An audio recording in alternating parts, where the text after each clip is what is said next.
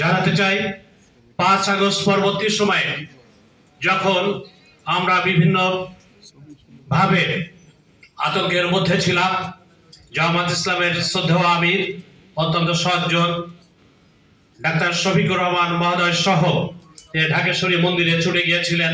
সেটির মধ্য দিয়ে সমগ্র বাংলাদেশে যে বার্তা দিয়েছিলেন, তার পরবর্তীতে দুর্গাপূজা সারা দেশে আমরা সুন্দর এবং সুষ্ঠুভাবে পালন করতে পেরেছিলাম।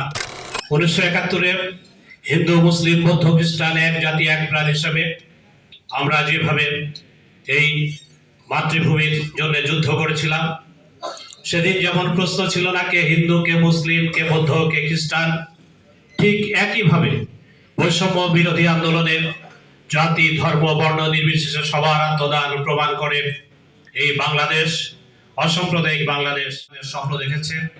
সেই অভিযাত্রায় আমাদের সম্প্রদায়ের 9 জন শহীদ হয়েছেন।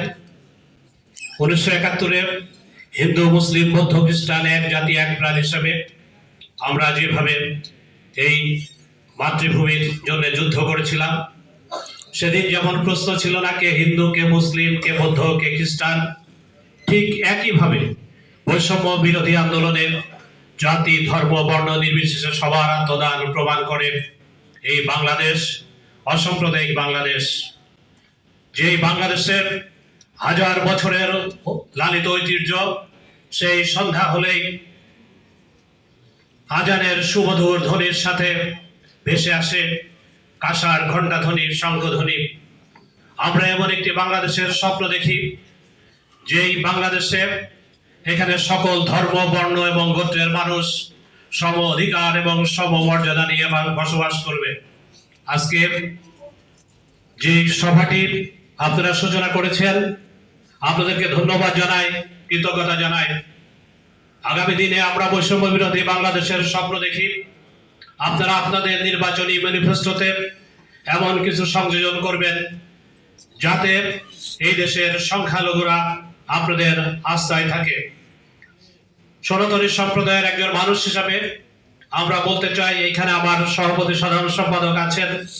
বাংলাদেশের 64টি জেলা সহ 75টি সাংগঠনিক জেলায় বাংলাদেশ পূজোজ্জীবন পরিষদের পূর্ণাঙ্গ কমিটি রয়েছে। মহানগর সার্বজনীন পূজা কমিটি, মহানগরের 50টি থানায় মহানগর সার্বজনীন পূজা কমিটির সুসংগঠিত কমিটি রয়েছে। আমি একটা কৃতজ্ঞতা জানাতে চাই 5 আগস্ট পরবর্তী সময়ে যখন আমরা বিভিন্ন ভাবে আতঙ্কের মধ্যে ছিলাম, জামাত ইসলামের শ্রদ্ধেয় আমির অত্যন্ত সজ্জন ডাক্তার শফিকুর রহমান মহোদয় সহ ঢাকেশ্বরী মন্দিরে ছুটে গিয়েছিলেন। সেটির মধ্য দিয়ে সমগ্র বাংলাদেশে যে বার্তা দিয়েছিলেন, তার পরবর্তীতে দুর্গাপূজা সারা দেশে আমরা সুন্দর এবং সুষ্ঠুভাবে পালন করতে পেরেছিলাম। আজকের এই মিটিংয়ে আমাদের প্রত্যাশা হোক এই বাংলাদেশ হবে সবার, এই বাংলাদেশে হিন্দু মুসলিম বৌদ্ধ খ্রিস্টান এক জাতি এক প্রাণ হিসেবে আমরা আগামী দিনে বসবাস করব এবং সেই অভিযাত্রায় বাংলাদেশ জামাত ইসলামী আমাদের পাশে থাকবে। আমরা একে অপরের পরিপূরক হিসেবে নতুন বাংলাদেশের বৈষম্যহীন বাংলাদেশ গঠনে এগিয়ে যাব। এটি হোক আজকের প্রত্যাশা। সকলকে অসংখ্য ধন্যবাদ এবং কৃতজ্ঞতা জানিয়ে আমার বক্তব্য শেষ করছি।